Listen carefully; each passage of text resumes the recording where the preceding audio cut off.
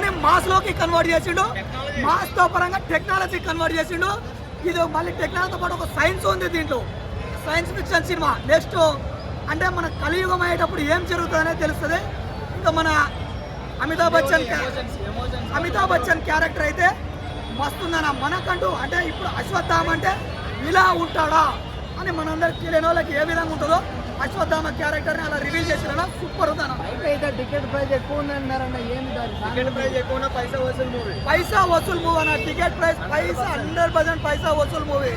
మనకు అంటే ఎంత పిండికి ఎంత రొట్టె అంటట్టు ఈరోజు ఆ టికెట్ ప్రైస్ ఎందుకు పెట్టారు అనేది కూడా మనకు అర్థమవుతుంది ఆ సినిమా చూస్తే.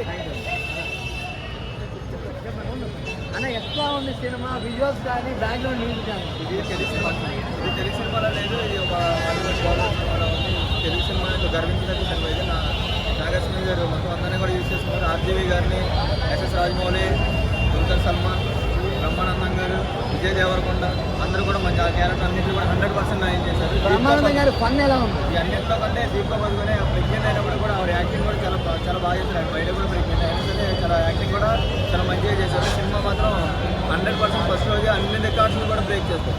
టెక్నాలజీకి సంబంధించి దీంట్లో మా సాంగ్స్ ఎదుర్కోవాలని చెప్పేసి ఏదో ఐటమ్ సాంగ్స్ గురించి అయితే సినిమాకి ఎక్స్పెక్ట్ చేయదు. ఇది ఒక టెక్నాలజీ, ఇది ఒక థాట్, కొత్త టెక్నాలజీతో పాటు మైథాలజీని కూడా కనెక్ట్ చేసింది కాబట్టి నార్మల్ ఆడియన్స్ అర్థమవుతుంది అన్న. నార్మల్ ఆడియన్స్ అందరికీ అర్థమవుతుంది. ఏమీ లేదు, అర్థం చేసుకోవాలి. వెళ్ళినప్పుడే బోరింగ్ ఫీల్ అయితే బోర్గా అనిపిస్తుంది. కానీ సినిమా మాత్రం చాలా బాగుంది. ఇది ఒక టెక్నాలజీకి సంబంధించి ఇప్పుడున్న ప్రజెంట్ సిచ్యువేషన్ బట్టి తీసుకున్న సినిమా ఇది. సో పార్ట్ 2 ఉంది అన్న దీనికి. పార్ట్ 2 ఇది మంచి బేస్. ఇది పార్ట్ 2 ఉంది. పార్ట్ 2కి హీరోలు మన